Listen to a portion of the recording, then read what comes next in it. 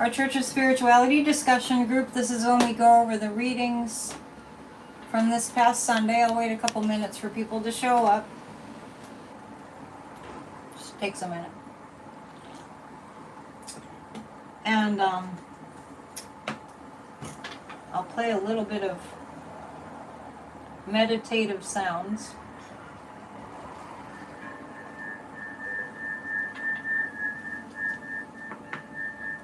Alright, so if you're just arriving, make sure you're in a nice quiet place. No guarantees that this will be a nice quiet place. I kind of live in the city. Thank you for being here. Our theme has been, see that I had the date wrong on Sunday. I see our theme has been for August, Dawn of the Divine Harvest. And the sermon was entitled Praising Divine New Fruits. And please, if you haven't seen our service from Sunday, make sure that you do watch it. And make sure that you hit the thumbs up and you are subscribed. Much appreciate. I'm going to go to the first reading, which is kind of complicated. It's by Emily Cady. Emily Cady lived in the, I think it was the 1920s, around that time period. Kind of the same time as Ernest Holmes and the rest of those people who were into New Thought spirituality, metaphysics, a lot of scientific breakthroughs in the area of energy during that time, the early part of the 1900s. And Emily Cady says this: understanding or realization of the presence of God within us is, as Peter said, one of the disciples, is the gift of God. So understanding or realization of the presence of God within us is the gift of God. Let's just ponder that for a moment. Do we really know and understand that we have the presence of the divine within us? Do we behave as if that's so? Do we ever think about that? Maybe we think about it often throughout the day, or maybe we never think about that.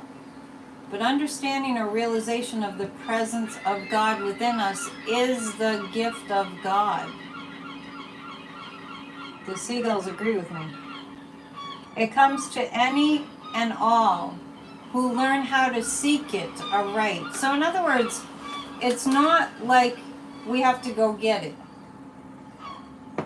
This awareness comes to any and all of us who learn how to seek it aright. And I think that one of the most effective ways to learn how to seek that divinity within us, like I talk about so frequently, is to go into the quiet.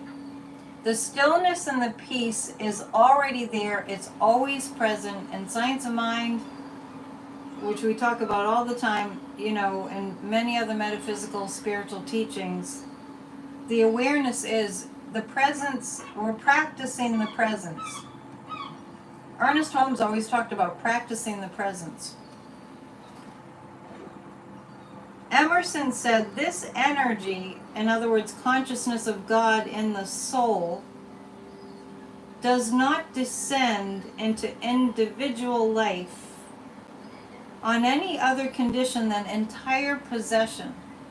So, when we talk about possession often in our languaging, when we talk about possession, we don't talk about possession generally as something that, I'm possessed by God. You don't hear that as much as you might hear of possession as being like being possessed by an evil spirit, which is a real thing that can happen. It's very rare.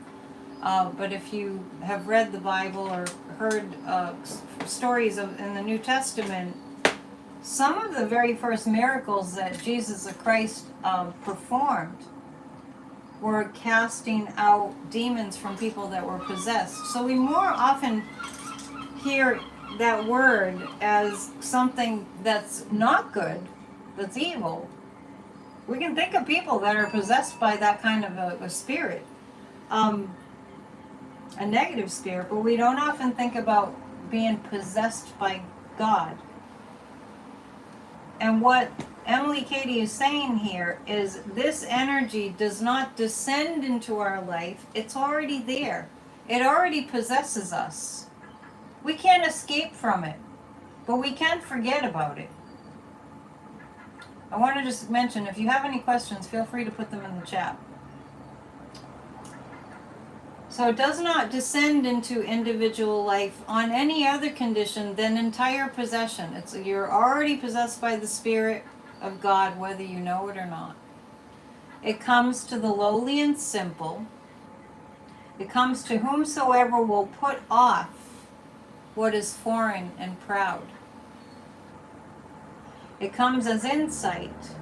It comes as serenity and grandeur. So it comes in different ways, this awareness. And this line, it comes to whomsoever will put off what is foreign. Even like a lot of people will just like, oh, well, I'll pray later. I'll do that later. You know, we put off because it doesn't like fit into our day or whatever. A lot of people are that way about meditation, can't fit it into their day. And so it gets put off. It comes to whomsoever will put off what is foreign and proud. It comes as insight. It comes as serenity and grandeur. It comes in many forms. This awareness of the consciousness of God that we're walking around with, right? When we see those whom it inhabits, for those whom are an acknowledgement of it in some way, when we see those whom it inhabits, when we notice people that practice the presence, I'm adding, we are apprised of new degrees of greatness. We become aware of a new sort of a greatness that lives within us. And some people are more, it's more available to them because they're more conscious of it. From that inspiration or consciousness, the man comes back with a changed tone. Somebody who practices the presence. You could say like, before meditation you feel a certain way. After meditation you have a changed tone. So when you're in touch with the presence, it can kind of change, it can calm things down. And if you're in a meditation or a prayer practice, if you're in a prayer practice, a prayer meditation practice, or just a meditation practice or a prayer practice, you might notice when you go away and you get in touch with that and you practice the presence and then you come back, you might have a changed tone, a changed energy about you, a changed mood. So from that inspiration, the man comes back with a changed tone. He does not talk with men with an eye to their opinion. He tries them. I believe what Emily Cady is saying here is this person who's gotten in touch with the spirit, with spirit within, can carry with him or her a changed tone, but there's not a need to talk to people about it. There's not a need to talk to people about it. It's just, or ask with, there's no need to talk with an eye to others' opinion, but just the presence of somebody who practices the presence, just that alone can be a little bit trying to other people in a positive sense. Hello. So it makes people think, well, that person's peaceful, maybe I could be peaceful too. That's the way I'm looking at it. But the soul that ascends to worship the great God is plain and true. Don't drink the Kool-Aid. You're not throwing me off. I just, if you have a question, if you can formulate that into a question, that would be helpful. Not just to me, but to everyone else. But the soul that ascends to worship the great God is plain and true. When we just are in a knowing, I am of the divine is part of me. I say to people sometimes, I say, whether you believe you're spiritual or not, whether you think you're spiritual or not, I'm glad I'm covering your questions. Whether you believe you're spiritual or not, whether you believe in spirituality or not, you are spiritual. You can't avoid it. We came from that. We came from that divine intelligence that lives within us. So whether we want to be aware of it or we choose not to be aware of it, that doesn't mean it. That doesn't make it not exist if we choose to not be aware of it.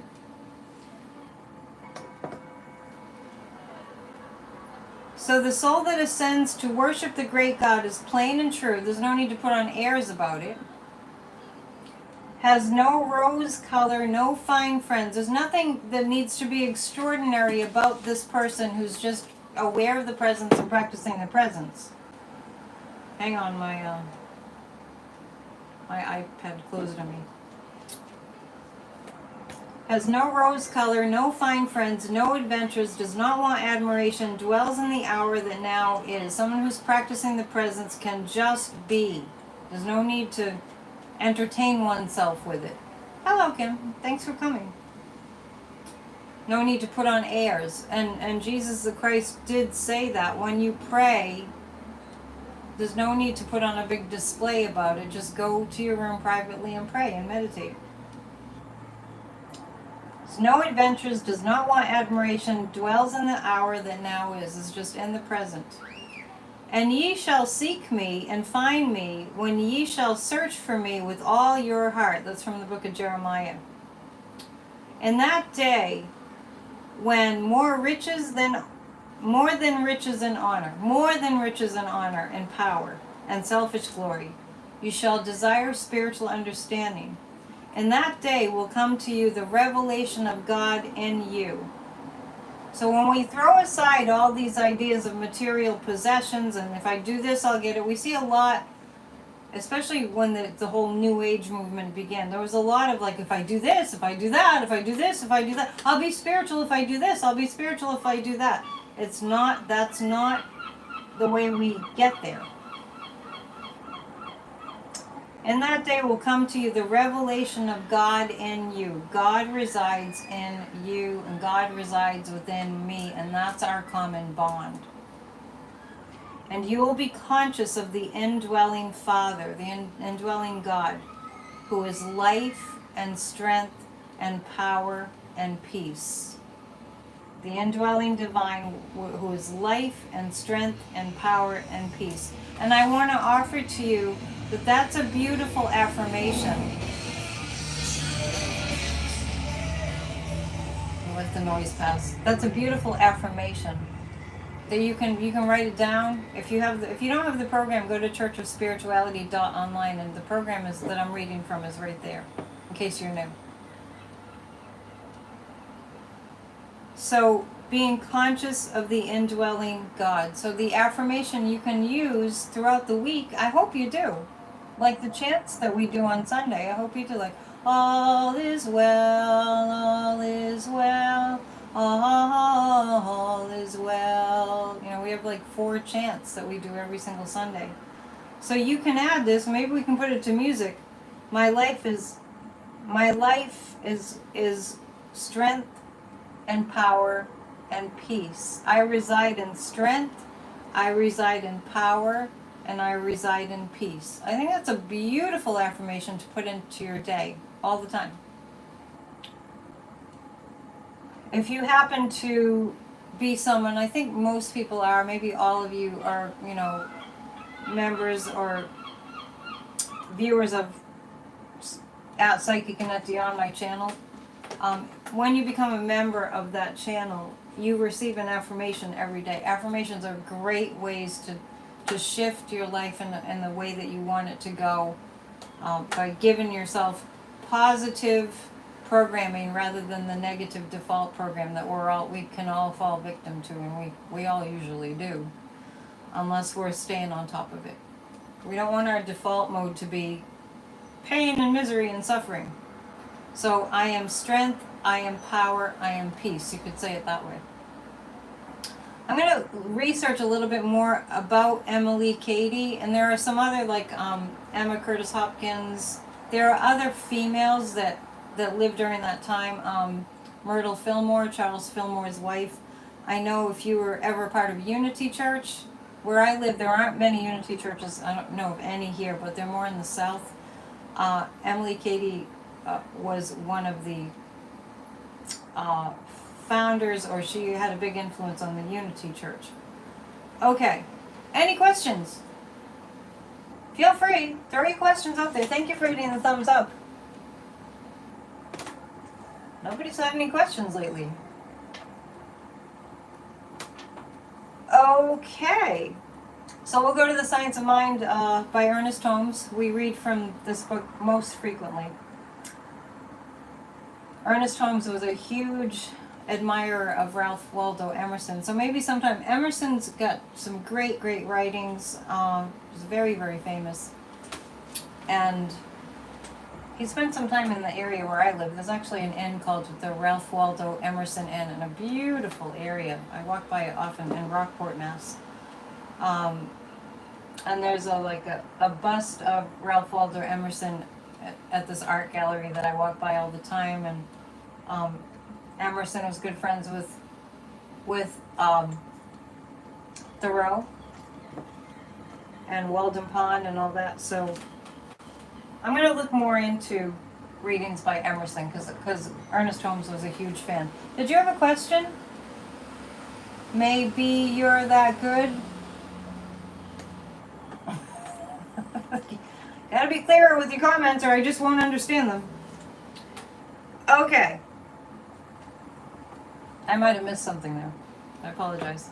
Science of Mind by Ernest Holmes. At first the road may be hard and beset with many difficulties. Well, right off the bat there, we can relate to that. At first the road may be hard and beset with many difficulties. No one ever said that life was supposed to be peaches and cream and a bowl of cherries and all that. You can tell I'm hungry. At first the road may be hard and beset with many difficulties. There may be failures and discouragements, but the end is certain. The end of all that is certain. We fall only to rise again into a greater realization of life and action, and like the pilgrim of old, to renew the journey. Now you could say that's true for you in your life, that's true for all of us in our lives. That's also true for the collective. What we have going on here in America at this time is this. I'm going to read this line again. We fall only to rise again into a greater realization of life and action. I love applying that to what's going on in America right now with what's going on with our democracy. Challenges do help you grow. That's true. Great point. We learn more from our challenges than by not being challenged. So we fall only to rise again into a greater realization of life and action, and like the pilgrim of old, to renew the journey. We're always being called to renew the journey. I just want to mention here, I cannot tell you how many people I have had for spiritual life coaching, and this is a challenge we all have, that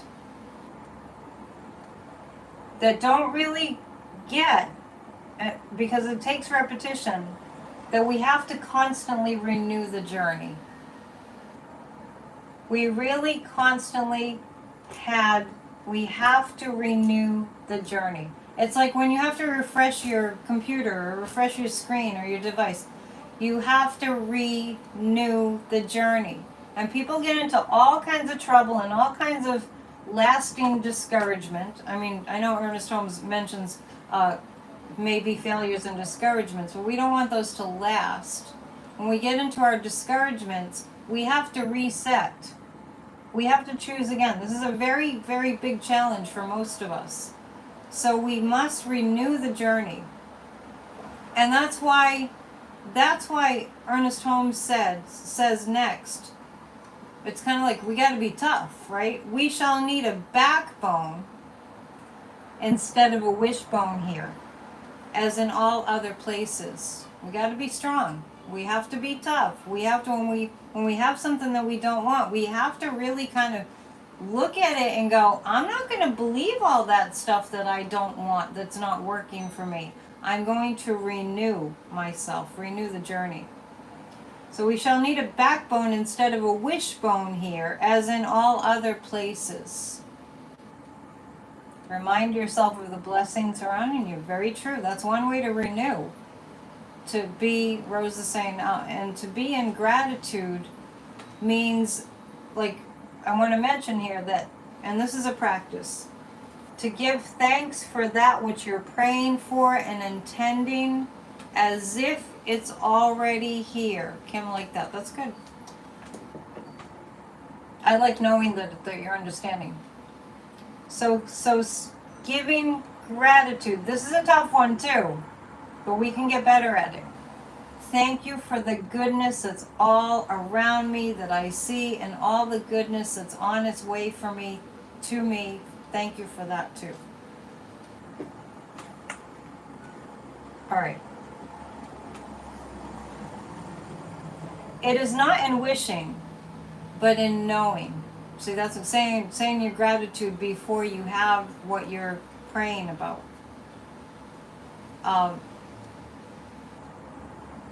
It is not in wishing, but knowing and in doing that we shall find the reward of true merit. Like true dedication. It behooves each one to make the effort to consciously control the processes of his thought. So Ernest Holmes is saying what I was just saying, like, make the effort to consciously be aware of those negative thoughts that we think. We have to be aware of them before we can change them. If we keep getting the same results over and over, the results that we don't want, it means we have to consciously, I always like to say, stand guard at the doorway of your thinking. Like an old-fashioned guard, like the guard at Buckingham Palace, the guards, right? Stand guard at the doorway of your thinking. Those thoughts don't get in. And if they're coming from within, those thoughts don't get to, sort of gestate. That's a conscious effort. This does not mean sitting around in some dark corner with a hand at the brow, like really overthinking it, impersonating Socrates or Plato, the philosophers. It means out in the world, in the midst of affairs, practicing at home and abroad, wherever our work takes us. To be engaged with life is to be able to practice more and more, because that's when we have the most challenges. We're not that challenger, we're just sitting at home on the couch, right? We need not leave the world, for we may engage in all of its activities without being controlled by them. That's a practice too. We may be in the world of affairs as masters and not as slaves. We are the creators of our own reality, even on a collective level. We are not victims. We live in a society that tries to program us into thinking about the worst things possible. We are not to be victims of that. Who's in the driver's seat in our lives? Who's in the driver's seat of your life? Who is in charge of what happens in your life? If you can't point directly at yourself, things need to be adjusted. We direct our lives. We don't let our lives be directed. That's the challenge with religions, especially Catholicism. Many religions fell into this authoritarian thing. And it's like, we will tell you what to do. That's why people have dropped out of religions in droves. Because we know the truth. We need not leave the world, for we may engage in all of its activities without being controlled by them. A lot of people don't even leave the house because they're afraid the world will try to control them. We have control over that. We may be in the world of affairs as masters and not as slaves. Surely this hope, held before the waiting thought, will so stimulate our endeavors that we shall go forth into life and the great game of living with a new song upon our lips, I love that, and a new joy within, springing forth into the dawn of a new day. When we take control, when we acknowledge the God within, when we decide that we and God are, we're doing this all together, we're one being, then we shall go forth into life and the great game of living with a new song upon our lips and a new joy within, springing forth into the dawn of a new day. It's up to each one of us to make that happen for us. But we come together so we can do it together. So, it's been 25 minutes. I don't like for this to go too long. But if somebody has a question, feel free to ask. Otherwise, just know that this is a new channel. Church of Spirituality is not new. It's been around for over 3.5 years now. And but it's a brand new channel. So whatever you can do to bring people in, make sure that you're subscribed.